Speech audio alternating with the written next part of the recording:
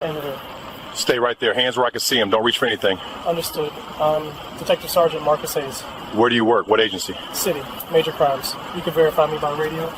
Turn around. I'm going to pat you down. For what reason? Officer safety. Just do Got it. you covered. The two patrol officers walked up like they'd just caught a regular guy trying to slip through a traffic stop. They were wrong. The driver was a black detective sergeant in full uniform, sitting in a marked department vehicle, and the longer they kept pushing, the worse it was going to look for them. The moment he calmly identified himself, the whole stop should have ended.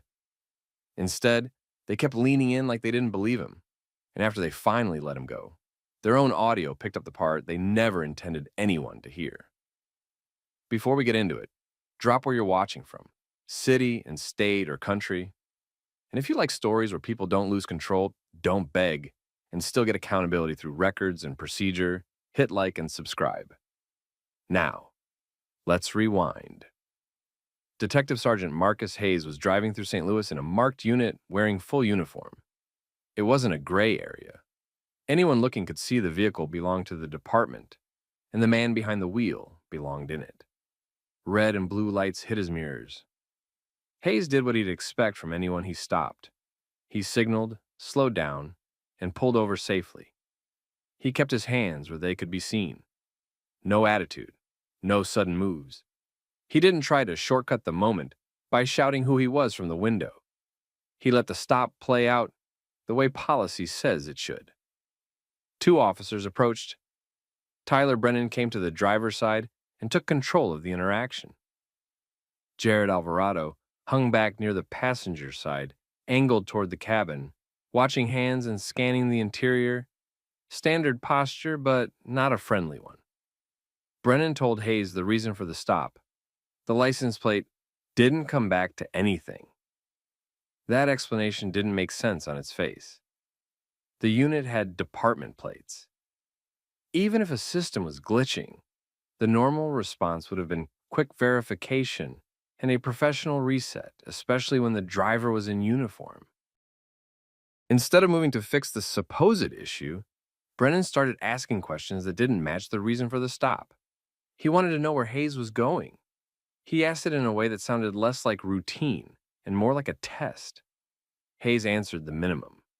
He gave his identity and made it clear he was Detective Sergeant Marcus Hayes. He didn't raise his voice. He didn't add extra details. He stayed focused on the stop itself. Brennan didn't accept it right away. He acted like the name didn't land, like the badge didn't land, like the uniform didn't land. Alvarado stayed in position and let Brennan run the stop, but he wasn't correcting it either. He didn't step in to say, "We've got a marked unit," or "Let's verify and clear." He just watched and waited, which told Hayes everything about how this was going to go. Hayes kept his tone even. He repeated who he was and offered what an officer would normally offer in that situation: credentials and verification. Nothing dramatic, nothing confrontational. What made the moment tense wasn't loud voices. It was the gap between what was obvious and how they were acting. A marked police unit. A uniformed detective sergeant. Yet they were still treating him like somebody trying to talk his way out of something. Brennan pressed again with more questions about where Hayes was headed and what he was doing out there. That's the kind of line officers use when they're fishing, trying to turn a basic stop into something bigger, hoping the driver gives them a story they can poke holes in. Hayes didn't give him that. He stayed calm and shifted into a more formal, procedural tone, the kind that signals he's tracking details and thinking ahead. Brennan picked up on it. The energy changed. The stop stopped expanding and started shrinking. A quick check happened. Something got confirmed. Brennan's confidence dropped a notch. Alvarado's posture loosened just slightly. Then the stop ended, not with an apology. Not with a clean explanation for why a marked unit supposedly didn't return in the system. They simply released Hayes and stepped back like they wanted the whole interaction to disappear. Hayes drove off and kept his head straight. He didn't make a scene. He didn't pull a rank show. He didn't chase them down for an argument on the roadside. He handled it the way a detective handles something that feels wrong. He started organizing what he knew, what could be proven, and what would matter later. What Brennan and Alvarado didn't count on was the audio. They spoke after he left like the moment was over and nobody important was listening. The language they used wasn't professional frustration. It was insulting and derogatory, the kind of talk that tells you the stop wasn't just a mistake. Hayes didn't know the exact words yet. He just knew what the stop felt like, and he knew the department's systems would show whether that plate story was real. So he made a decision that was going to set everything in motion. He wasn't going to let them write the narrative first. Hayes didn't go straight into outrage. He went into process. He got back to the district, parked the unit, and sat for a minute before he even stepped out. He replayed the stop in his head, the way detectives do when they're building a timeline. The first approach, the plate claim, the questions about where he was going, the hesitation when he identified himself. None of it matched a simple system error. He did two things that night that separated this from a normal complaint. First, he wrote the basics down while it was fresh. Location, time window, unit numbers if he caught them, the names if they said them, the exact reason they gave for the stop. He kept it plain and factual because he already knew how this game works. The second emotions show up on paper, people start labeling you angry instead of addressing what happened. Second, he started pulling what the department already had. A traffic stop isn't just two officers and a driver. It's dispatch records, CAD entries, plate queries, GPS pings, body camera status, radio traffic. Even if someone tries to explain it away later, the systems keep timestamps. By the next day, Hayes went through the formal route. He notified his supervisor and requested the stop information through the channels he was supposed to use. No threats, no, do you know who I am? Just a clean report. 2 patrol officers stopped a marked unit driven by an on-duty detective sergeant, claimed the plates didn't return, questioned destination, then released him. What he expected was straightforward. Someone would look at the logs, see the problem, and handle it quietly. What he got was resistance. Not open resistance. The kind that hides behind delays and vague answers. The kind where people act like you're making them do extra work by asking for records that should be routine. Then the audio surfaced. It didn't come to him as gossip. It came the way these things always come in a department. Someone who heard it couldn't pretend they didn't hear it. A recording existed from the stop sequence, and after Hayes drove off, the officers were still talking. Their voices weren't careful anymore. The language on that audio wasn't cop stress. It wasn't a harmless complaint about paperwork or a long night. It was insulting and derogatory, aimed at Hayes, said with the confidence of people who believed they'd never face consequences for it. When Hayes listened, he didn't react like someone who wanted revenge. He reacted like someone who just received evidence. He copied the details into his notes. When he heard a name, he wrote it down. When he heard a time marker, he wrote it down. He kept it clinical. He also kept the audio secure because he understood another basic rule. The moment an incident becomes about documentation, people start trying to control what documentation exists. He reported the audio up the chain too. That's when things shifted from uncomfortable to ugly. Instead of focusing on the officer's conduct, the conversation around Hayes started turning sideways. People didn't say it directly, but the message was clear. Why was he pushing this? Why not let it go? Why not handle it internally, quietly, without making it a thing? Hayes had heard that line before in other cases usually said to civilians. Hearing it aimed at him felt different. He wasn't asking for special treatment. He was asking for basic professional accountability for a stop that shouldn't have happened in the first place. Then the patrol officers started building their version. Brennan and Alvarado didn't just stick with, plates didn't return. Their narrative began to grow. The details started sliding in ways that protected them and put Hayes on the defensive. They hinted he acted like he didn't have to comply. They suggested he gave them attitude. They suggested he escalated the tone. They went for the classic move.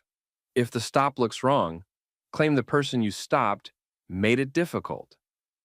The most telling part wasn't even what they claimed. It was how fast it showed up.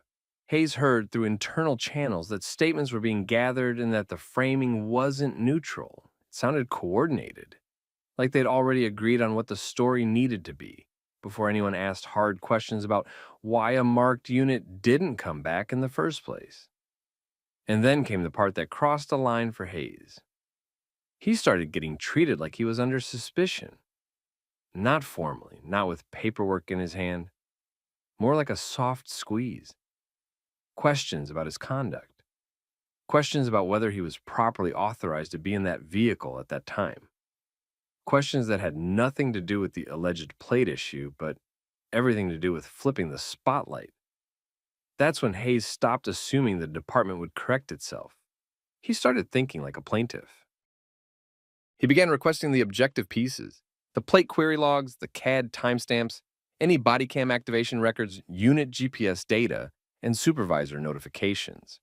He wasn't asking for opinions. He was asking for systems that don't get nervous and don't forget. He also started looking at the oversight process, because he knew how internal handling can go when the department decides embarrassment is the real threat. The stop itself had ended quickly. The retaliation phase was just beginning. By the time Hayes realized this wasn't going to stay a simple internal complaint, the narrative had already started moving without him. Brennan and Alvarado didn't just file a short explanation and move on. They leaned into a story that made them look proactive and made Hayes look like a problem. Not criminal, just difficult. That word does a lot of work in law enforcement reports. It's a polite label that gives cover for almost anything. Their statements started circling the same points. They claimed the plate return issue was real. They suggested Hayes didn't immediately comply the way a normal driver would. And they implied his demeanor forced them to keep the stop going longer than necessary. Hayes read it and saw the angle instantly. If they could paint him as confrontational, they could justify the stop as officer safety and uncertainty. If they could imply he acted outside policy, they could make the department treat it as an internal personnel issue instead of misconduct by patrol. And then the next move came fast. Someone pushed a misconduct allegation at Hayes. It wasn't a clean, formal charge with clear evidence. It was more like an accusation wrapped in concern, questions about whether he was authorized to be in that unit, whether he was using it for personal reasons, whether he had violated some rule about where he could drive it. It didn't match reality, and Hayes knew it. He also knew why it appeared. It gave the department a reason to focus on him instead of the stop. That's the trick. Shift the topic, make it messy, make it both sides. Hayes didn't take the bait. He didn't start debating it in hallways. He didn't fire off angry texts. He treated it like any other investigation. He started building a clean timeline with hard sources. Dispatch logs mattered. Plate query records mattered. CAD timestamps mattered. GPS pings mattered. Those systems don't care who's mad at who. They just show what happened and when. When he requested those records through internal channels, the pace stayed slow. Pieces came back incomplete. Explanations came back fuzzy. System limitations. Retention schedules. We'll get it to you. That kind of talk. Hayes had been around long enough to know delay isn't always laziness. Sometimes delay is strategy, so he widened the lane. He filed a complaint that didn't rely on friendly cooperation. He moved it into the oversight process. The police oversight board was supposed to be the outside valve, a place where misconduct doesn't get quietly handled by the same building that has to protect its image. Hayes submitted what he had. The basic stop details, the fact he was in full uniform in a marked unit, the plate excuse, the questioning that didn't match the reason, and the audio that captured the officer's language after the stop ended. The board's response wasn't unified. A couple members treated it like what it was, a serious indicator that something deeper was wrong. They asked for records. They asked for reports.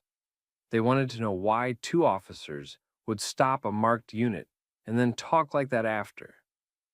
Other members moved differently. They minimized. They framed it like an unfortunate exchange rather than a questionable stop. They hinted it could be handled internally, which was just another way of saying quietly. Hayes watched it happen and understood the second phase of the game. The stop wasn't only about patrol officers anymore. It was about whether oversight would actually oversee. He also understood something personal. If they were willing to imply he committed misconduct just to justify stopping him, they weren't going to stop at implying. They were going to keep pushing until he backed off or looked unstable. That's when Hayes brought in counsel. He didn't do it as a stunt. He did it because the minute your own department starts floating false allegations about you, you stop assuming good faith. You stop relying on handshake processes. You create consequences for dishonesty. Attorney Dana Whitfield met him with the same energy Hayes brought to cases: detail-focused, calm, and ruthless about documentation. She didn't start with speeches. She started with questions. What exactly was said at the stop? What did the officers claim? What proof exists outside of anyone's memory? Which systems recorded the plate check? Were body cams on? Did supervisors get notified? Who edited what report and when? Then she explained the core problem in simple terms. If Brennan and Alvarado stopped a marked unit based on a claim that couldn't be supported by system logs, that stop looked unlawful. If the questioning strayed into fishing without a legitimate basis, it looked worse. If derogatory language showed bias after the fact, it made motive harder to deny. If they coordinated statements or made inaccurate claims to justify it, that moved from bad stop into cover story. And if an oversight board failed to act properly once evidence was in front of them, they could be pulled into the case too, depending on what they did or didn't do. Hayes wasn't guessing anymore. He and Whitfield started sending formal requests and preserving evidence. Notices went out. Records requests tightened. The tone changed because legal paper changes tone. People who ignore internal emails don't ignore discovery. That's when Hayes felt the department shift again. More careful conversations, more guarded looks, less casual support. People who used to greet him like a coworker started treating him like a risk. Brennan and Alvarado also felt it. They weren't dealing with a complaint now. They were dealing with a timeline and an attorney who knew how to compare their written statements against system data. And that's when the decision became obvious. Hayes wasn't going to win this by asking for fairness. He was going to win it by forcing truth into the record. So Whitfield drafted the civil suit. It named Brennan and Alvarado directly. It laid out the stop, the alleged lack of lawful basis, the racial motive indicated by language and conduct, and the aftermath where inaccurate statements and false misconduct claims surfaced to justify what happened. It also targeted members of the oversight board for their role in the handling, aiming straight at accountability beyond the street-level stop. Hayes requested a jury trial and damages, not because he wanted a payday, but because he wanted the one forum where people can't bury the story in internal processes. Once it was filed, the situation stopped being gossip and started being formal. Depositions were coming, records were coming, and anyone who had helped shape the story now had to live with what they put in writing. Once the lawsuit hit, everything got real in a way internal complaints never do. People stopped speaking in vibes and start speaking in documents. Brennan and Alvarado weren't just answering a supervisor anymore. They were about to answer under oath. Whitfield moved fast and stayed narrow. She didn't argue the stop in circles. She built a timeline that either matched the systems or didn't. First came the dispatch and CAD records. Those showed whether a plate was actually run, when it was run, what it returned, and what the officers did next. Plate checks leave footprints. Even when people forget details later, the system doesn't. Then came the report history. If the officers wrote one version first and then edited it after learning Hayes had audio, that mattered. If a supervisor nudged language to make it sound cleaner, that mattered too. Not because edits are always illegal, but because coordinated cleanup looks like consciousness of guilt when the facts don't support the original claim. Body camera status got pulled next. If cameras weren't on, Whitfield didn't treat it like a mystery. She treated it like a question with a policy answer. If cameras were required and weren't activated, that's another problem. If they were activated and the stop audio existed, that's an even bigger problem for the defense. And then the audio became the anchor. Not the whole case, but the part nobody could spin. The stop ended quickly once Hayes identified himself. Yet the officers' language afterward told a different story about what they thought they were doing and why. That's what juries understand instantly. You can debate reasonable suspicion all day. It's hard to debate the mindset revealed when someone thinks the moment is private. Depositions followed. Brennan went first. He tried to hold the line. Plate didn't return. Uncertainty. Officer safety. Routine questions. Whitfield didn't bite on broad claims. She kept him pinned to specifics. What time did he run the plate? Which system? What exactly did it return? Why did he question a uniformed detective sergeant in a marked unit as if he was a stranger? Why did the story later include accusations about Hayes' behavior when the stop ended without any enforcement action? Alvarado's deposition mattered just as much, because "I was just there" doesn't work when you back a narrative. He tried to present himself as cautious and professional, but he had the same problem. His account had to match the records and had to explain why nobody verified Hayes cleanly and moved on. The retaliation piece started collapsing under that pressure. Those misconduct insinuations about Hayes, they didn't hold up when compared against duty status, vehicle authorization, and routine department practice. The false framing looked like what it was: a counter-accusation designed to make Hayes the issue. The oversight board got pulled in next. Some members tried to hide behind process. They suggested they deferred to internal channels, that they didn't have enough information, that timing complicated things. Whitfield didn't argue about feelings. She asked what actions were taken once evidence was presented. What was requested? What was reviewed? What was ignored? Who communicated with whom? Who delayed what? That's where the pressure shifted beyond the two patrol officers. Because even if Brennan and Alvarado started this, a system can still choose transparency or choose protection. The board's job was to be the outside check. If they acted like a shield instead, that became part of the story. Short-term consequences landed first. Brennan and Alvarado didn't keep moving like nothing happened. Their assignments changed. Supervision tightened. People inside the department got quieter around them. Not because the department suddenly found its morals, but because lawsuits create risk and risk creates control. Policy discussions started too. Plate checks, stops involving marked units, required verification steps, Bodycam activation discipline. Those conversations don't happen because leadership suddenly cares. They happen because a timeline exists and it's embarrassing. Hayes felt the blowback anyway. Some coworkers treated him like he broke an unwritten rule by making it public. Others quietly supported him but didn't want their names near it. That's common. Most people don't want to be brave when they've got bills and a job. Hayes kept doing the same thing he did at the stop. He stayed clean, no messy public statements, no social media war, no trying to be a celebrity. He let the records do the talking. As the case moved forward, the city faced a choice: fight it at trial and risk a jury hearing the audio and seeing the contradictions, or resolve it with money and policy changes while trying to control the headline.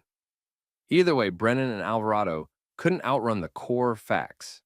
They stopped a marked unit driven by a uniformed black detective sergeant using a plate excuse that didn't match how the system normally works, then spoke in a way that made bias hard to deny, then helped create a story that tried to flip misconduct onto Hayes. And Hayes couldn't unlive the lesson either. The uniform didn't protect him from being treated like a suspect. The badge didn't protect him from being doubted by people who should have known better. The only thing that protected him was discipline, documentation, staying calm, not giving them a reaction to use. That's what made the outcome bigger than one stop. It wasn't just about two officers making a bad decision on a roadway. It was about what happens when a person refuses to let the system rewrite reality. Hayes didn't win by yelling. He didn't win by threatening. He won by locking the facts in place until everyone involved had to deal with them. So, here's the question for you. If you were in Hayes' seat, would you have reported it and pushed it all the way, even knowing it could make work uncomfortable? Or would you have let it slide because it ended quickly? Drop your answer in the comments. And if you've been through something like this, at work, in school, anywhere, share what happened. Somebody reading needs that. And if you want more story times where accountability actually lands, like the video, subscribe, and stay here. Why are you inside a closed business? I own it. I'm closing out the register and locking up inventory. Show me proof, now. My license and permits are on the wall behind me. That doesn't mean anything. It's my business. It literally means everything. Turn around. Officer, please, just verify it. Run the address. Call dispatch. Officer Derek Holt stepped into the electronics shop after hours with the posture of a man who'd already decided what he was looking at.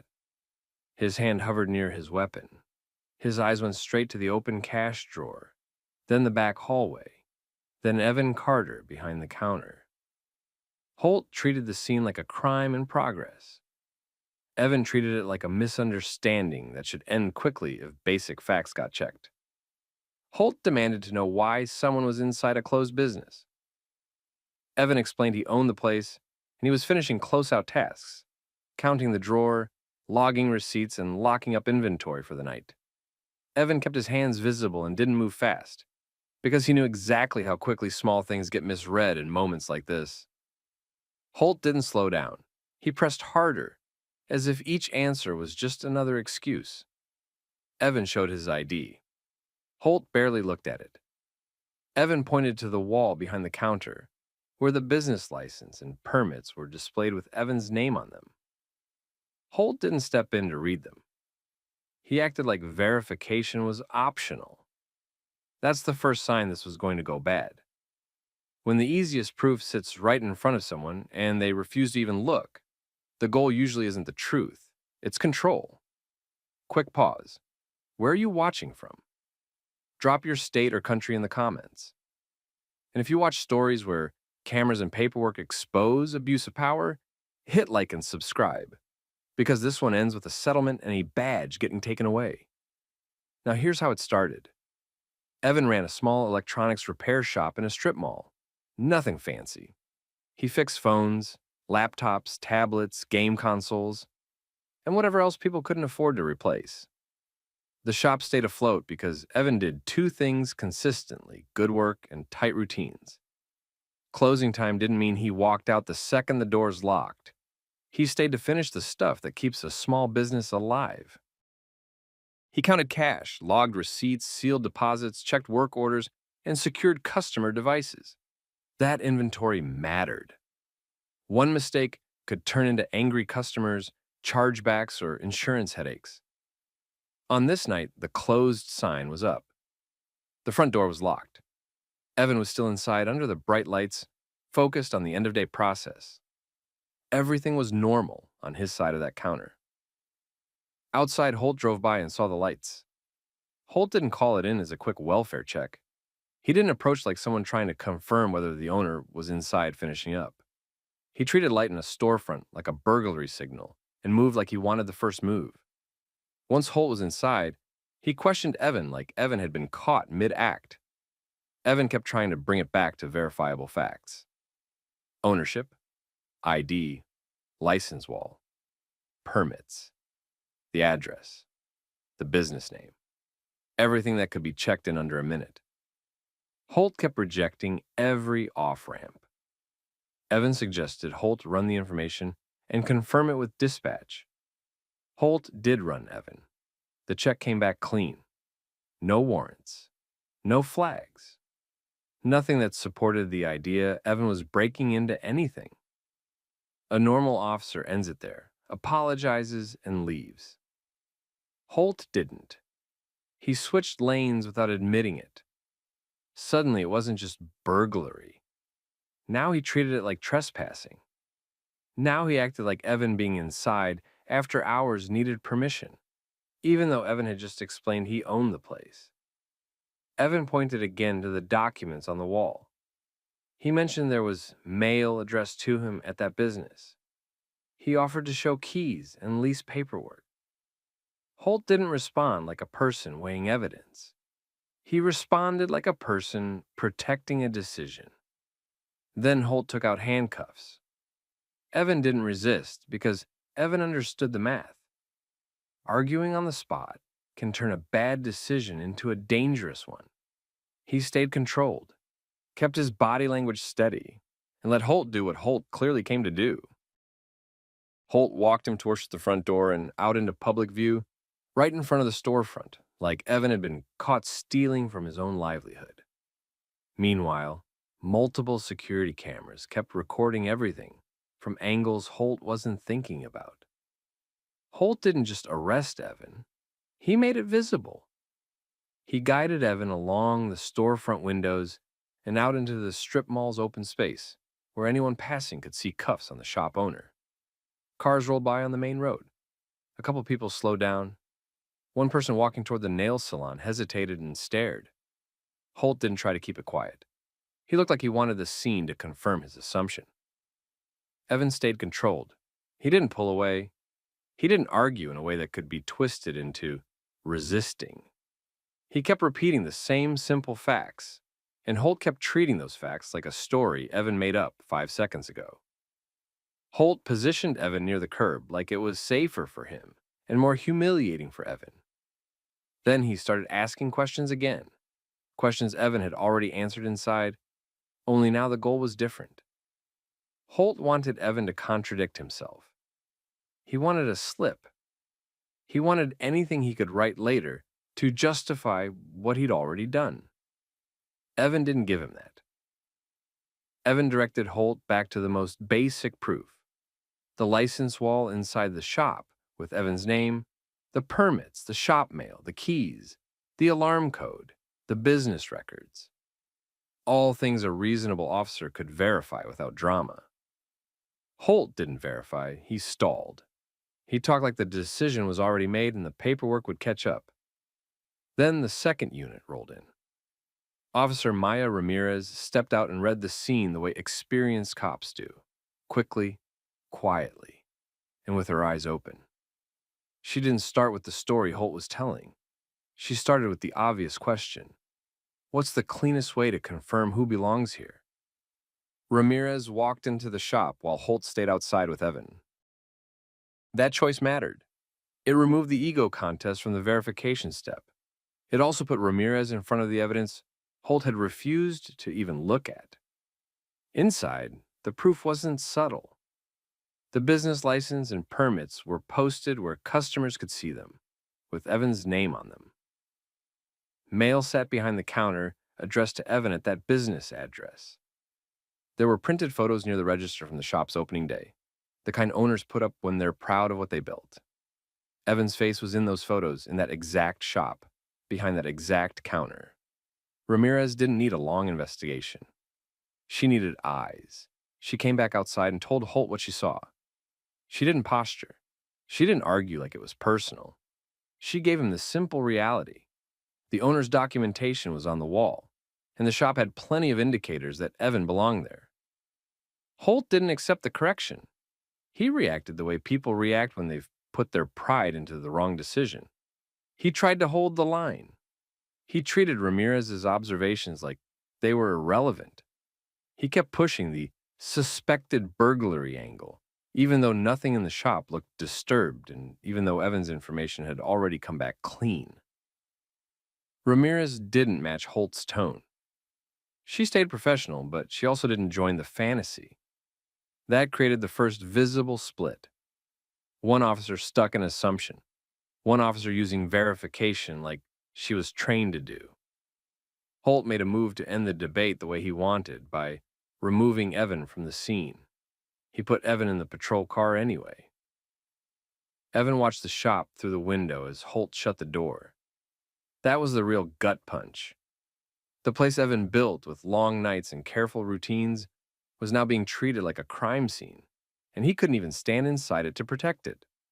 While Holt started the process to transport, Ramirez stayed back for a moment. She looked up at the security cameras. There were several. Not hidden, not subtle. They pointed directly at the counter, the entry, the back hallway, and the front windows. Ramirez already knew what that meant. Whatever Holt said later would have to match what the cameras recorded. Holt drove Evan to the station. Evan sat cuffed in the back, while Holt built his narrative out loud through radio updates and short explanations to anyone who'd listen. He framed Evan as a suspicious person caught inside after hours. He avoided the parts that didn't help him, like the posted license, the mail, the photos, and the clean check. At the station, the confidence dropped. Not because Holt suddenly grew a conscience, because other people were present, and Holt couldn't control what they saw. A desk sergeant at the front recognized Evan before Holt even finished the intake explanation. Evan wasn't a stranger downtown. He'd fixed phones for half the block. He'd done quick repairs for city staff. He'd built a reputation by being consistent, not flashy. The sergeant asked what this was about, and Holt tried to keep it simple. After-hours business, suspected burglary, trespassing. The sergeant didn't buy it on faith. He asked for the basics: identification, address, proof, reasonable cause. Ramirez arrived not long after, and she didn't come empty-handed. She came with what Holt should have checked at the start: the posted license, the mail, and the fact that the shop's cameras captured everything. That shifted the room. Because now the issue wasn't whether Evan could prove ownership. It was why Holt refused to verify it. Leadership pulled the footage. They didn't need a full compilation. They needed minutes. The video showed Holt entering hot, refusing to read the license, dismissing Evan's ID, and escalating even after the system check came back clean. It also showed Evan staying calm and compliant the whole time. That's when orders came down to remove the cuffs. Evan got uncuffed inside the station, not out of kindness, but because keeping him restrained after seeing that footage would have been reckless. The desk sergeant made it clear this wasn't going to be handled as a normal arrest that just got sorted out later. Holt stood there while the situation flipped on him in real time. Evan didn't celebrate. He didn't need to. The cameras already did the talking. By the next morning, Evan wasn't just dealing with embarrassment. He was dealing with risk. His shop had been left in a weird limbo the night before, and now he had to clean up the mess Holt created. Customers with devices inside, late-night security logs, and the question every small business owner hates: what else did that officer touch, move, or claim happened? Evan handled it the same way he handled repairs. Evidence first, timeline second. Emote CI later. He pulled the security footage as soon as he got back to the shop. Not one angle. All of them. Front door camera. Counter camera. Back hallway camera. The exterior camera that captured Holt walking him out in cuffs like Evan was a suspect pulled from a crime scene. The footage didn't make Evan look good. It made Holt look reckless. It showed Holt entering with suspicion already locked in, refusing to read the posted license, dismissing the ID, and escalating after the system check came back clean. It also showed Evan doing the exact thing departments always claim they want: calm, compliant, hands visible, offering verification. That video gave Evan something most people don't get: a clean record of the whole decision chain. Evan called an attorney that afternoon. Not a friend of a friend, not somebody who handles everything. A civil rights lawyer who knew what mattered: unlawful seizure, false arrest, and the way I thought falls apart when you ignore obvious proof. While the legal side started moving, the public side started moving too, because someone outside the shop had filmed a short clip during the cuff walk. It wasn't the full story. It didn't need to be. It showed Evan in cuffs in front of his own storefront, and it showed Holt acting like he'd just solved a crime. That clip hit social media first. Then people asked for context. Then Evan's attorney advised him on how to release the footage safely without messing up the case. Once the full security video went out, the argument ended. People didn't have to guess what happened. They watched it. They watched Holt ignore the license wall. They watched him keep pushing even after verification came back clean. They watched him force the situation into an arrest anyway. And the comments all landed on the same point. This wasn't confusion. This was refusal. Local news picked it up fast. Then bigger accounts reposted it. Then national outlets started sniffing around because a cop arresting a business owner inside his own shop is the kind of story that travels. Inside the department, leadership didn't treat it like a PR inconvenience. They treated it like a liability grenade. Internal Affairs opened the review, and not just for tone or attitude. The question was direct. Why did Holt arrest a man for trespassing in a business that clearly belonged to him, after checking his information and seeing proof in plain sight? That's when Holt's history stopped being background noise and became relevant. Complaints that had been brushed off as misunderstandings suddenly looked like a pattern when the department had video showing the same behavior: escalation, dismissing explanations, refusing basic verification, then writing it up like the civilian forced his hand. Internal Affairs didn't need to guess what Holt would say. They already knew the defense script: officer safety, suspicion, training, split-second decisions. The problem was Holt didn't make a split-second decision. He made a series of decisions, and each one had an easy off-ramp he ignored. By the end of that week, Holt was on administrative leave. The department didn't announce it with a big speech. They kept it tight. The video was doing enough talking. Evan's lawsuit hit next, filed in federal court with a clean narrative. Evan was seized and arrested without probable cause, despite clear proof of ownership, and the officer refused to verify facts that were immediately available. That legal move forced the city into a corner. Because once a federal civil rights case is filed, the city's lawyers don't argue feelings. They argue facts, policies, and exposure. And the facts were brutal. The city requested records. Internal Affairs requested more records. Suddenly, Holt wasn't just the guy in one viral video. He was a name attached to multiple prior incidents. And now every one of those incidents looked like it needed a second look. Evan also started getting support from the community in a way that wasn't performative. Customers showed up the next day just to spend money there.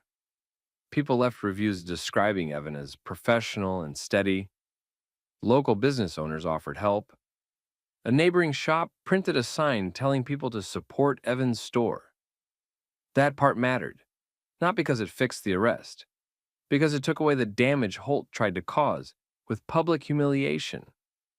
Holt tried to defend himself through internal channels, but the video didn't allow the usual wiggle room. He couldn't claim Evan was aggressive. The footage showed Evan controlled.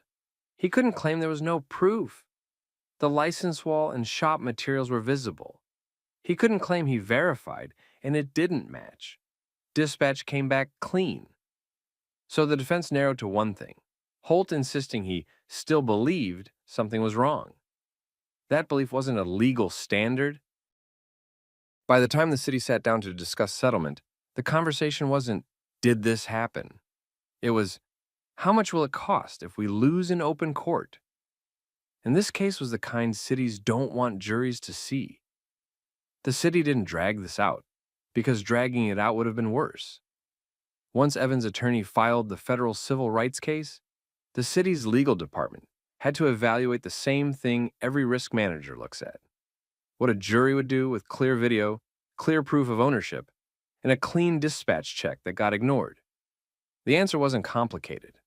They started talking settlement early, not because they suddenly cared about Evan's dignity, because the case was indefensible on camera, and every extra month would add attorney fees, bad press, and more documents coming out in discovery.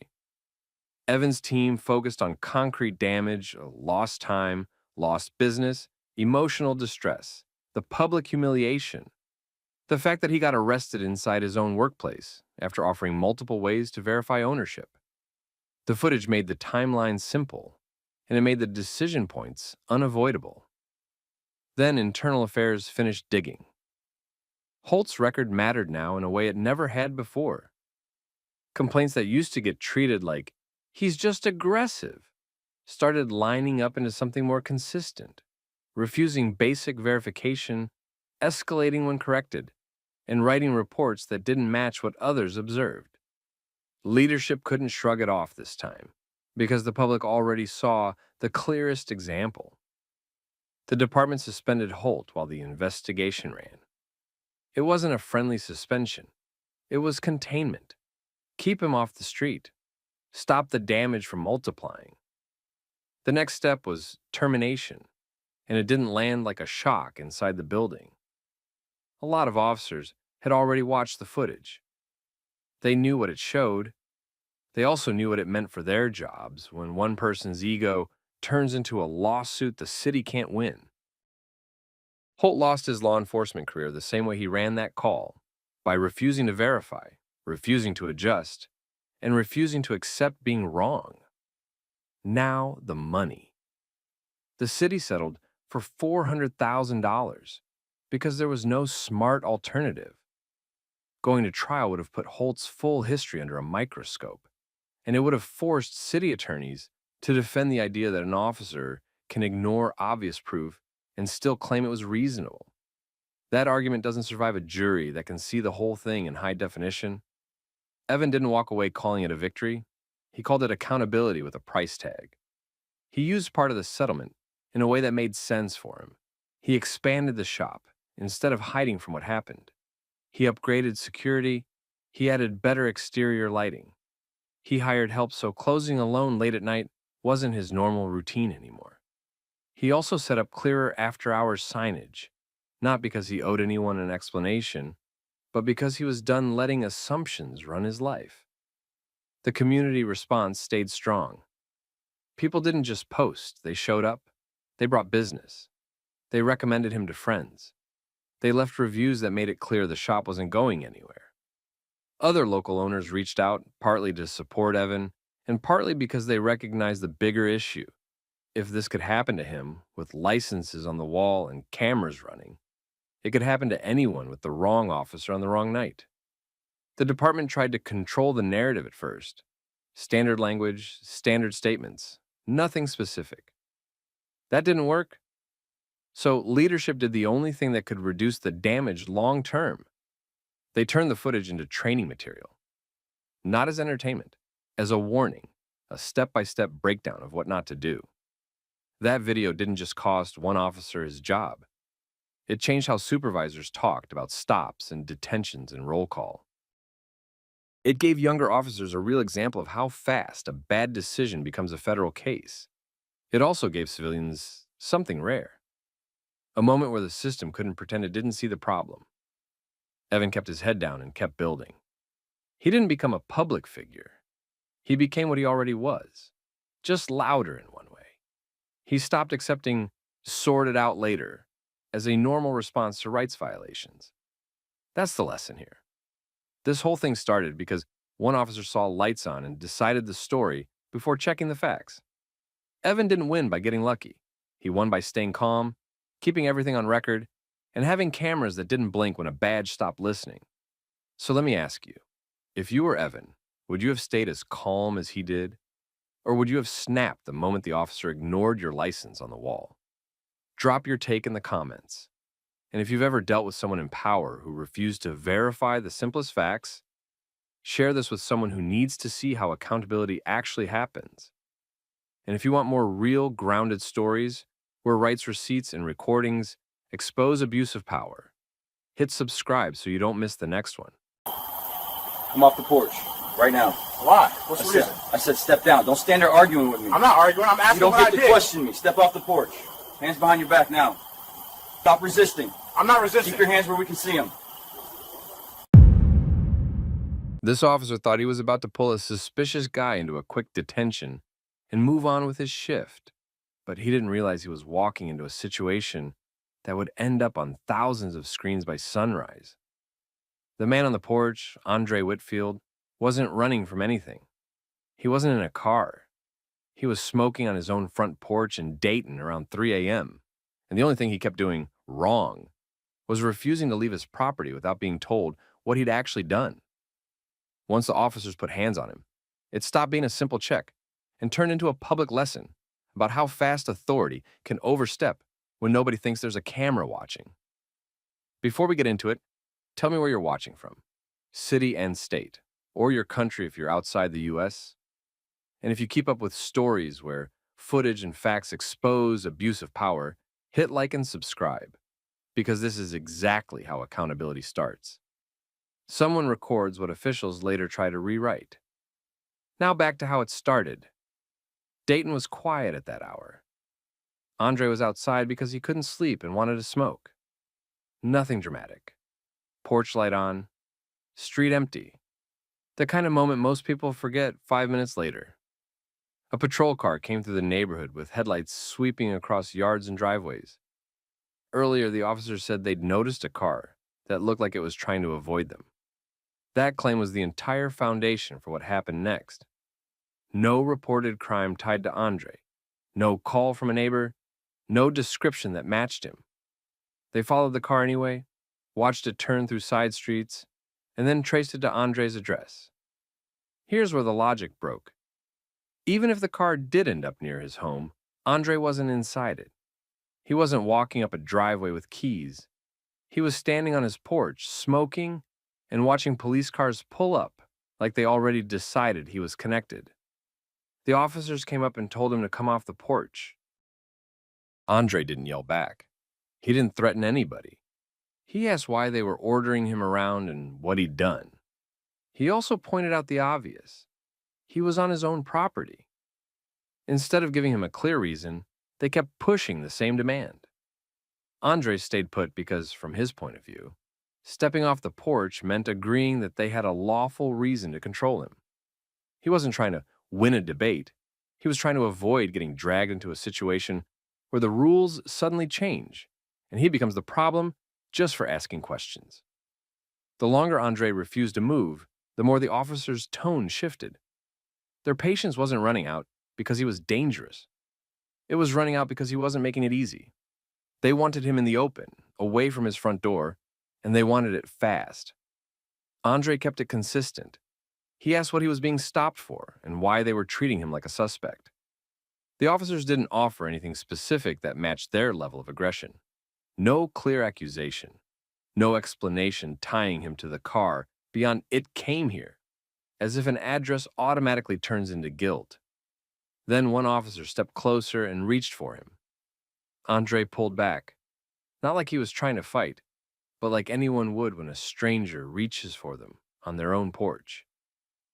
That moment became the excuse.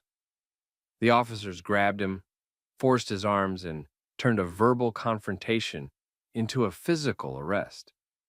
While they did it, Andre kept repeating the same point. He was on his property, and he hadn't been told what crime he committed. The officers kept moving him anyway, controlling his body, because they couldn't control the conversation. What they didn't account for was the porch camera. A Ring doorbell had the whole exchange. It didn't capture a suspect refusing lawful orders, the way police statements sometimes frame these incidents. It captured a man standing in place, smoking, asking for a reason, and getting grabbed because he didn't comply with a demand that never came with a clear legal basis. Later, body camera footage filled in the details from the officer's side, and it didn't rescue the story the way departments hope it will. Different angle, same core issue. The escalation happened before any solid explanation did. Andre ended up in cuffs, still asking what he'd done. The officers acted like they'd handled a normal stop and kept it moving. Andre didn't have the luxury of forgetting it because he knew something important. Once the footage got out, this wouldn't stay a private argument on a porch. It would become a public question for the department. Why were officers treating a man on his own property like a suspect with no crime to point to? That's where the real fight started. Andre didn't get hauled off his porch with some clear explanation waiting on the other end. The reasoning stayed messy even after the cuffs clicked. Officers kept leaning on the same vague idea. A car looked like it was avoiding them. It ended up near his address, and therefore Andre needed to do whatever they said the moment they said it. That logic sounds tough in a report. It doesn't hold up in real life, because Andre still wasn't the driver of that car. He still wasn't caught doing anything illegal, and the officers still couldn't point to a specific crime that justified grabbing a man off his own porch for refusing to step into their control zone. By the time Andre got to the station, the tone shifted the way it always does after an arrest that's more force than facts. The officers weren't hyped anymore. Now they had to explain it. And explanations get real careful when there's video. Andre's side stayed consistent. He told them he'd been on his porch smoking, and they tried to order him off it without saying what he'd done. He kept asking what he was being detained for. He kept getting pressure instead of an answer.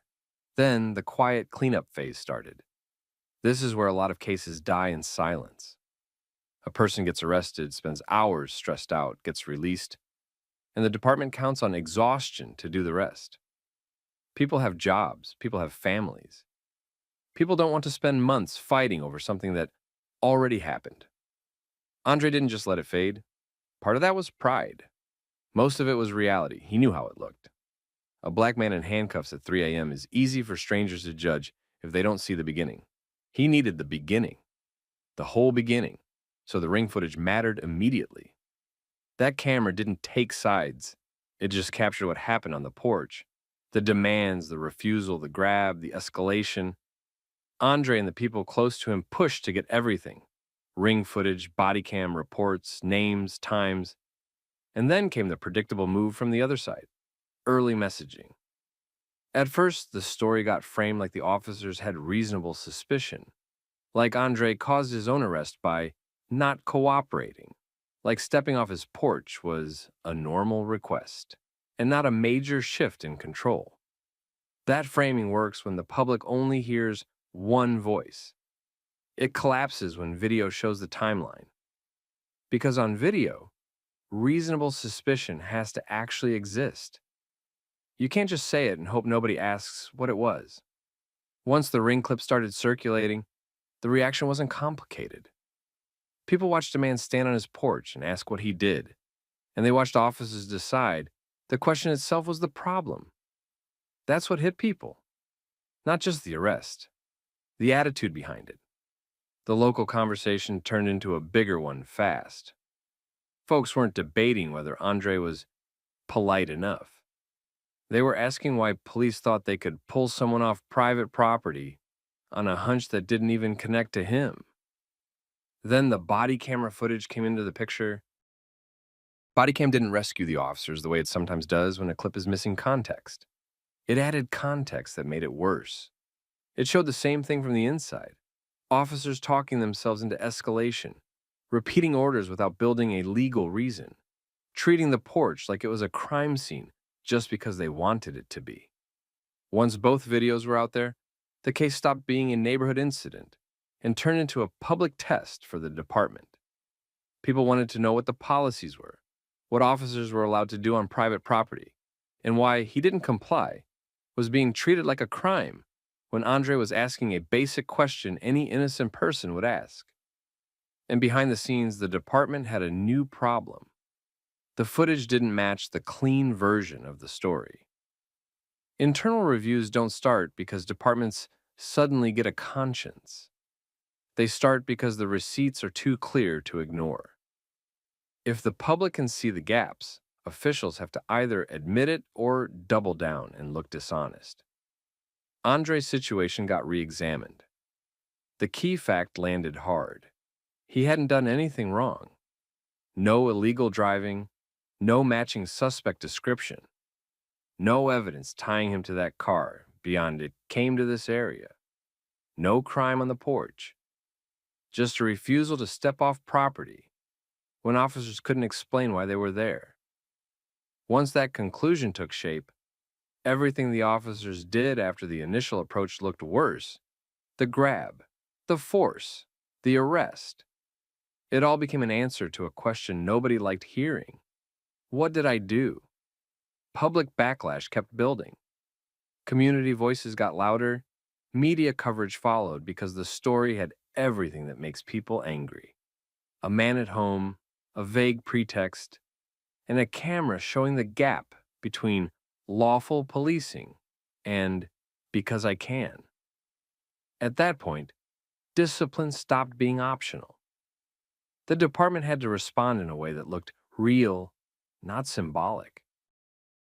And that's where the pressure started turning into consequences. Once the video spread, the department lost control of the story. That's what changed everything. Internal memos and careful wording don't compete with clear footage, especially when the footage shows a simple pattern. Officers treated suspicion like proof and treated a man's porch like their workspace. Public pressure didn't come from one place. It came from everywhere at once. Neighbors shared it. Local pages reposted it. People who didn't even know Andre started asking the same question he asked on the porch. What was the crime? And when the department couldn't answer that with something specific, the focus shifted to the next question. Why did the officers escalate so fast? Early on, officials tried to stand behind the usual language. They leaned on officer safety, ongoing investigation, and non-compliance. That framing works when the public doesn't see the beginning. In this case, the beginning was the whole story. The Ring video showed Andre in place, smoking and asking for a reason. The Bodycam showed the officers from their own perspective, still struggling to justify why they needed him off the porch in the first place. Together, those videos boxed the department in. If they defended the arrest, they'd be defending the idea that an officer can grab you on your property simply because you don't step where they want. That's a losing argument in a city full of homeowners and renters who understand one thing perfectly. A porch is still part of home. So the review process turned from checking a complaint into damage control with deadlines. Supervisors had to read the reports. They had to compare them to video. They had to explain the gap between what was claimed and what was visible. And then the core finding hit, quietly at first, and then publicly. Andre Whitfield had done nothing wrong. That one sentence changed the entire case from messy but justified to unlawful and avoidable. If there's no underlying offense, the chain snaps. The stop looks shaky. The orders look pointless. The force looks excessive.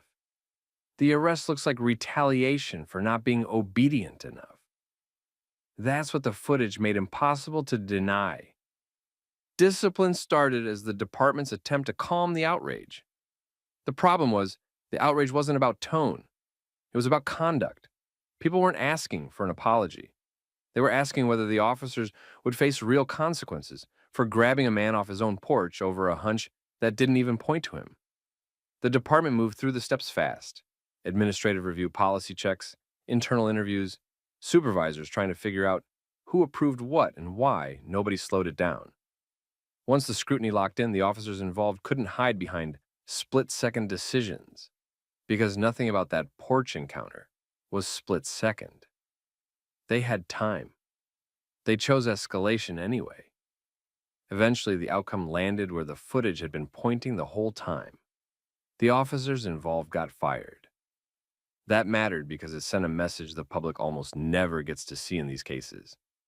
The video didn't just create a debate, it created consequences. The job losses didn't undo the arrest, but they did confirm something important. Andre wasn't confused about his rights, and he wasn't lucky to be proven innocent later. He was right in the moment. Andre's name became attached to a bigger warning. People used the case to talk about property lines and policing, but also something more basic. How quickly some officers treat everyday behavior as suspicious when the person doesn't look like someone they're used to respecting.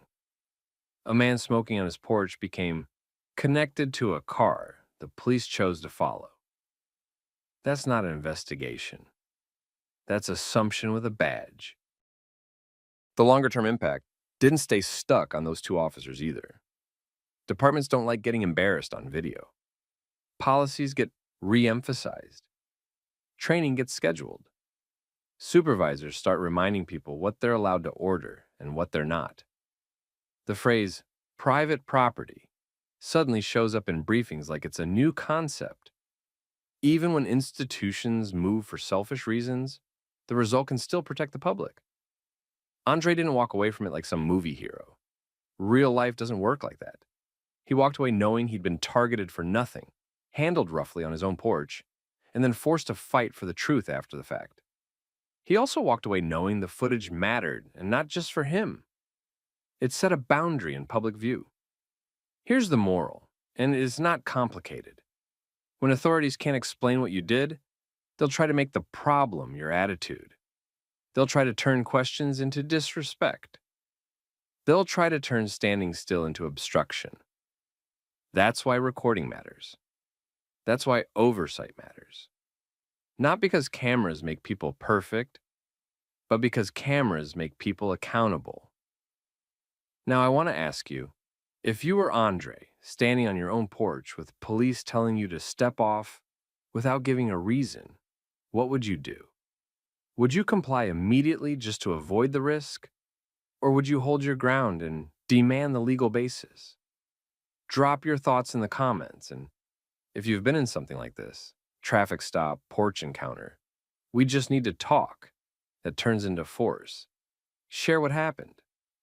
Someone reading might need that perspective. And if you want more story times like this, where the footage exposes the truth and the power games don't survive daylight, make sure you like the video, share it with someone who needs to hear it, and subscribe for more. Turn the music down right now. I'm not asking There's again. no music playing in this house. Don't do that. We got a complaint. I can cite you right now. Then you're at the wrong address. You don't get to tell me how to do my job. Verify it before you threaten me. I can come in and make sure the disturbance stops. No, you cannot. Officer Tyler McKenna walked up to a quiet house believing he was about to handle a simple late-night noise complaint. He treated it like a guaranteed win. Show up, pressure the homeowner, leave with compliance. He didn't know he was at the wrong address, and he definitely didn't know the man inside, Andre Whitaker, ran internal affairs for the same county. That combination mattered because McKenna didn't just arrive mistaken. He arrived aggressive. Tell me where you're watching from in the comments. City, state, or country. And if you like stories where someone stays calm, documents everything, and forces accountability the right way, hit like and subscribe. These situations only change when people refuse to let them get brushed off. Now, rewind. It was a late night in May 2023 in a suburban county neighborhood with two streets that sounded almost identical, Oak Ridge Lane and Oak Ridge Drive. Dispatch received a noise complaint tied to 847 Oak Ridge Drive. The call got routed wrong, and McKenna was sent to 847 Oak Ridge Lane instead. One wrong word, one wrong house. Andre Whitaker was at home. No party, no music, no TV blasting. Nothing that matched the complaint. He was doing what most people do at that hour, trying to finish the day and get some sleep. McKenna pulled up already convinced he had a problem house. He didn't take time to verify the street name against the complaint details. He didn't slow down to confirm he was actually where the caller reported the noise. He walked straight to the door with the mindset that the person inside was about to get corrected. Whitaker answered calmly. He didn't act confused, because the situation wasn't confusing. It was obvious the officer had the wrong place. McKenna immediately brought up loud music and spoke as if it had already been confirmed. Whitaker responded the simplest way possible. Nothing was playing and the house was quiet. McKenna didn't accept that answer. He treated it like an excuse. Whitaker corrected him again and explained the address issue. He told McKenna he was on Oak Ridge Lane and the complaint address was Oak Ridge Drive. He asked him to double-check. That's where the interaction could have ended with a quick radio confirmation and an apology. McKenna chose the opposite. Instead of verifying, he escalated. He talked about writing a citation. He talked about arrest. He hinted he could come inside and make sure the noise stopped. None of that made sense because there was no noise to stop, and there was no legal basis for threatening entry when the officer hadn't confirmed the complaint location or even verified the situation. Whitaker stayed composed and focused on facts. He didn't argue about respect. He didn't throw his title around. He kept pointing back to what mattered: the wrong address, the lack of music, and the need to verify before making threats. McKenna's approach showed a bigger issue. He was acting like his authority replaced evidence. When Whitaker didn't get intimidated, McKenna pushed harder, like the goal wasn't solving a complaint, but forcing submission. Another detail made the moment worse. McKenna's body camera wasn't activated. Whitaker noticed. He'd spent his career reviewing incidents where body cameras accidentally weren't on during the exact moments accountability mattered. He didn't say it dramatically. He registered it the way an investigator does, as a problem that would matter later. The pressure continued for several minutes. McKenna kept insisting the complaint was valid. Whitaker kept insisting the facts didn't match. The conversation stayed controlled on Whitaker's side, but the threat was still real because officers don't need to be right to make your night dangerous. They only need to decide they're going to. The change came when McKenna finally realized who he was dealing with. It wasn't some magic flip. It was recognition. Something connected: the name, the tone, the confidence, the way Whitaker kept returning to policy and verification. Once McKenna understood Whitaker wasn't just any homeowner, the aggression dropped. The threats stopped. The posture softened. He ended the encounter and left without a citation, without an arrest, and without doing the one thing he should have done from the beginning: verify he was even at the correct address. Whitaker didn't let the situation fade into nothing happened. He treated it like a serious incident because it was one.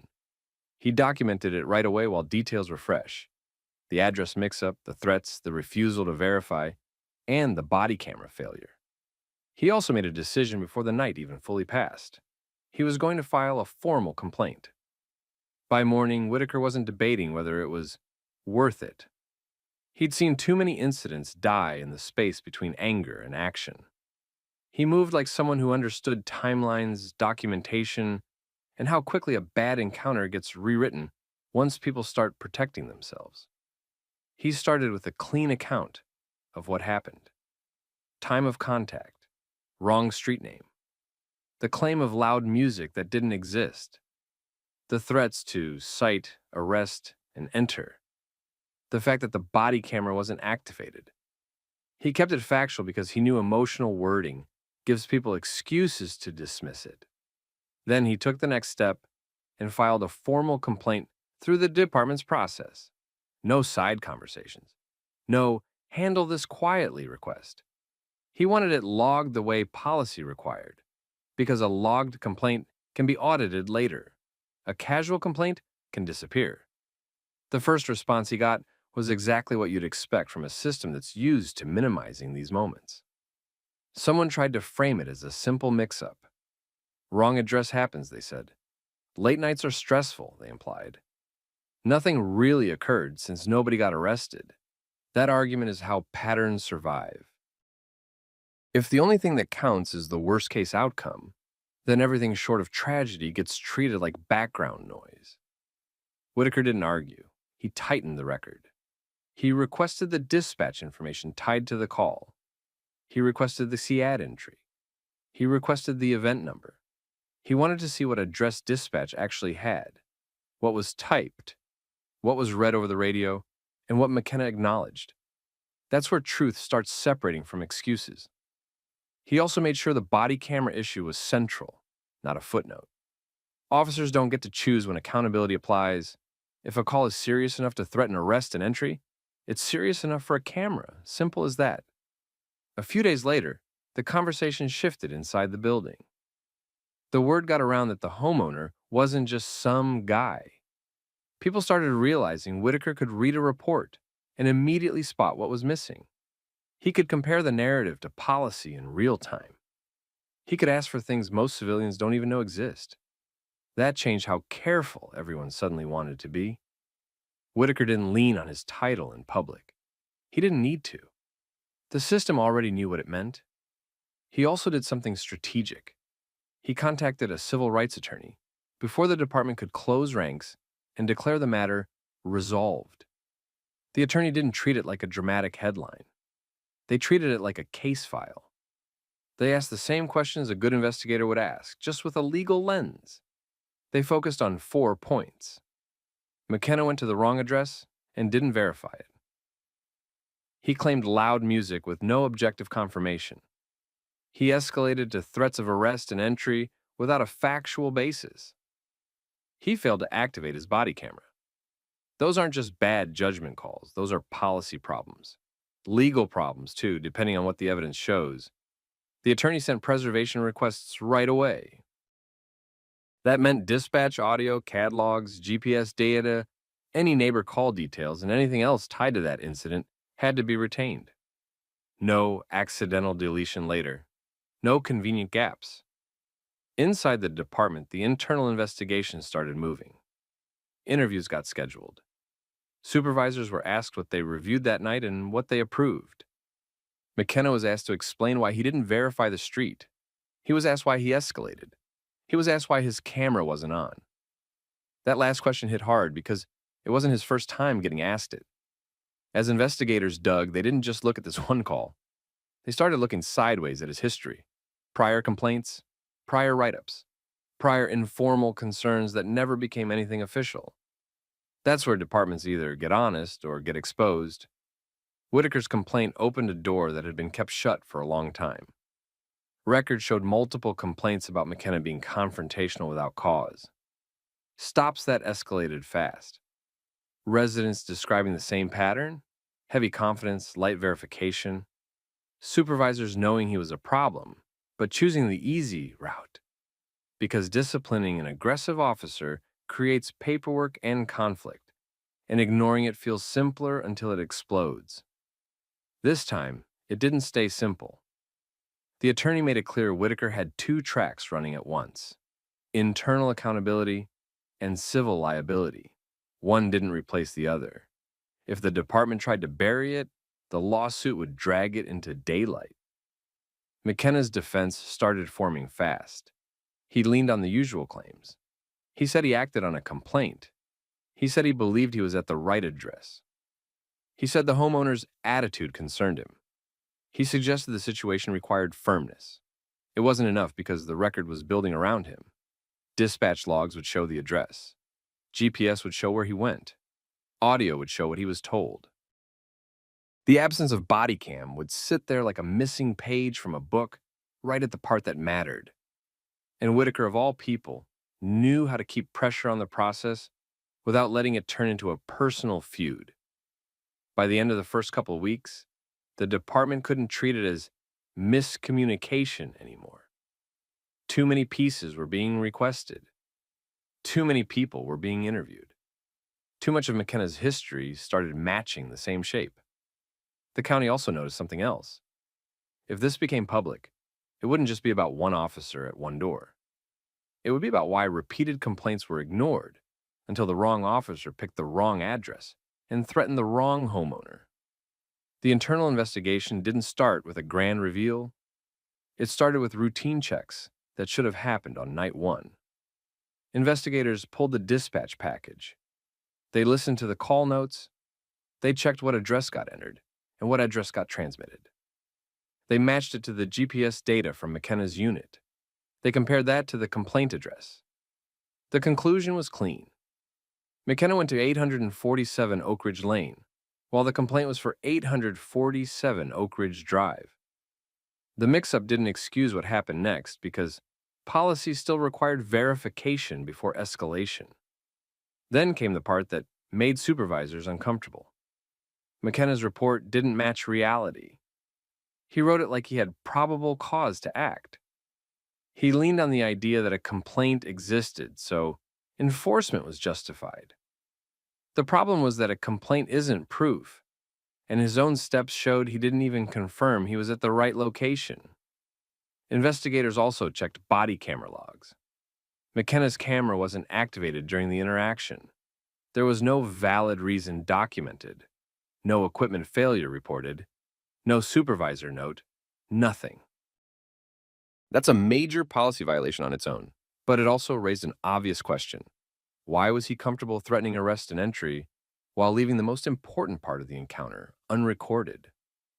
The investigators interviewed Whitaker. They interviewed McKenna. They interviewed the dispatch operator. They interviewed the supervising sergeant assigned that shift. They also spoke to neighbors nearby, not to chase gossip, but to confirm the simplest fact in this entire situation. There was no loud music at Whitaker's house. No one credible could back up McKenna's claim. The street wasn't describing a disturbance. The complaint didn't even belong to that address. The case was turning into a textbook example of what happens when an officer treats authority like a shortcut. At this point, the department had a choice. They could treat the incident like one bad call and hand out a light reprimand, or they could do what they rarely do, open the closet and look for what else was inside. They looked. McKenna had a history, not one dramatic incident that forced a headline. Something more common and honestly more dangerous in the long run. Repeated complaints that sounded similar and went nowhere. Residents had reported him being aggressive without clear cause. People described him escalating conversations quickly and using threats to control situations that didn't require force. Some complaints mentioned stops and contacts where he refused to explain the legal basis for what he was doing. Others mentioned intimidation, then no meaningful follow-up from the department. That pattern mattered because it explained why McKenna felt comfortable acting the way he did at Whitaker's door. He didn't act like someone afraid of consequences. He acted like someone used to them not existing. Supervisors got pulled into it next. Investigators asked what they knew about earlier complaints. They asked why nothing had changed. They asked what corrective actions had been taken. The answers weren't great. A lot of it came down to the usual mix. Complaints labeled unfounded without serious review, informal counseling that never got tracked, and leadership treating community reports like noise instead of warning signals. Nobody wanted the extra work.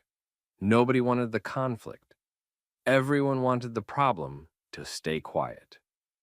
Whitaker's complaint didn't let it stay quiet. Meanwhile, the civil side started tightening too. Whitaker's attorney filed suit against McKenna and the county. It wasn't just about feelings or embarrassment. It centered on unlawful threats, misuse of authority, failure to follow policy, and the county's role in allowing a pattern to continue. The county's legal team tried the standard containment approach. They floated the idea that McKenna made a reasonable mistake. They suggested the interaction was brief. They implied no harm occurred since Whitaker wasn't arrested. Whitaker's response stayed consistent. The harm was the threat itself, delivered without facts, at the wrong address, with no camera, from an officer with a record that leadership kept ignoring. Then the investigation hit the part that usually triggers panic meetings. McKenna's conduct wasn't just unprofessional. Investigators found multiple policy violations. That combination pushed it out of the training issue category. It moved into discipline that couldn't be explained away. The county also had a reputational problem now. Internal affairs was involved. The complainant was the head of it, and the facts were straightforward. If they tried to bury it and it leaked later, it would look like the department only cared because the target had status. They were right to worry because people inside the department started talking, not the helpful kind of talking, the nervous kind. Some officers complained privately that Whitaker was making it a big deal. Others were more honest. They didn't like McKenna. They'd seen him do this kind of thing, and they knew leadership let it slide.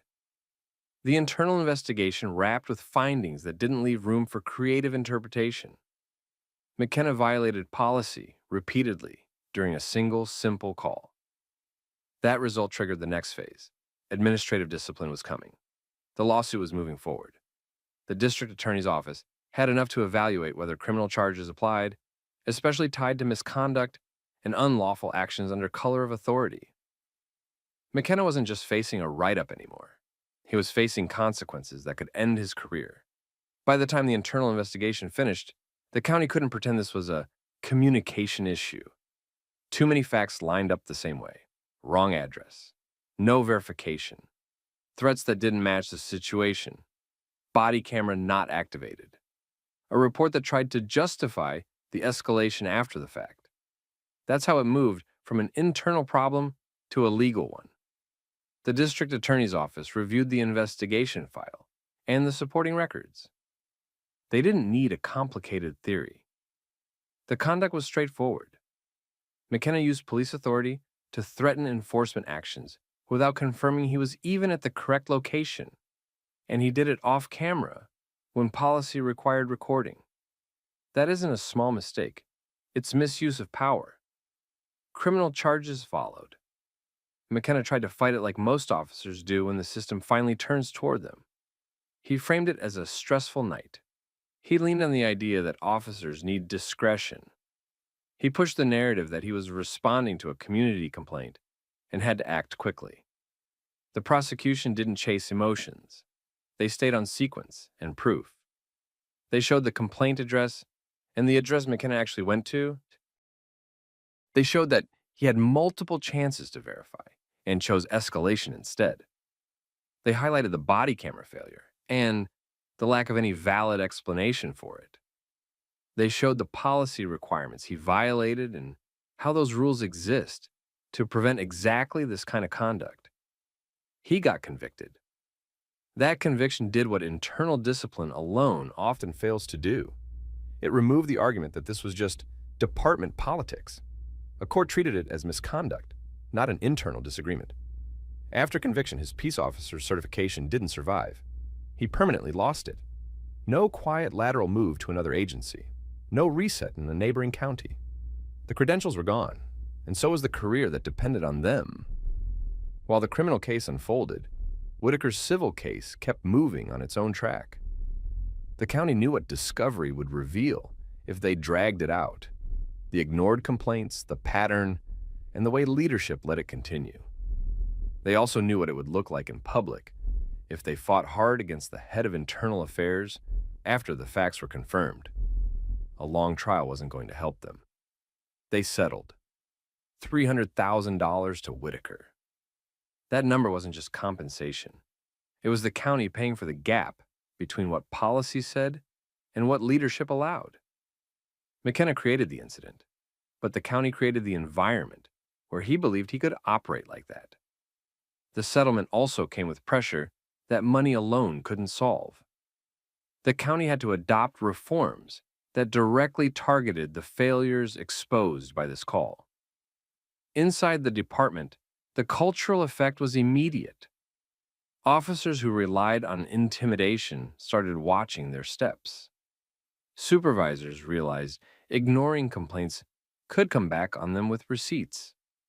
Internal affairs gained leverage to demand real follow-through because Whitaker's case showed what happens when leadership tries to smooth things over instead of fixing it. Whitaker didn't treat the outcome like a victory lap. He treated it like proof of concept. Calm beats chaos. Documentation beats denial. Process beats power trips. He handled the encounter the way people wish they could when they're put on the spot. He stayed steady, he kept it factual, and he made sure the system had something it couldn't dismiss. This story stuck because it wasn't about a dramatic rescue or a lucky break. It was about a common situation turning dangerous for no reason, and a person refusing to let it get normalized. If you're watching this and thinking about what you would have done, that's the point. Would you have argued? Would you have backed down just to end it? Would you have remembered the details the next day? Most people don't get taught how to protect themselves in these moments. Whitaker did 3 things that changed everything. He didn't escalate emotionally, he documented immediately, and he pushed it through the right channels with legal backup when the system started to minimize it. Now I want to hear from you. What would you do if an officer showed up at the wrong address and started threatening arrest anyway? Would you know what to say? Would you know what to document? Drop your thoughts in the comments and share this with someone who needs reminders that accountability is real when you build the record. And if you want more stories like this, realistic, modern, and focused on how people actually win against abusive authority, subscribe.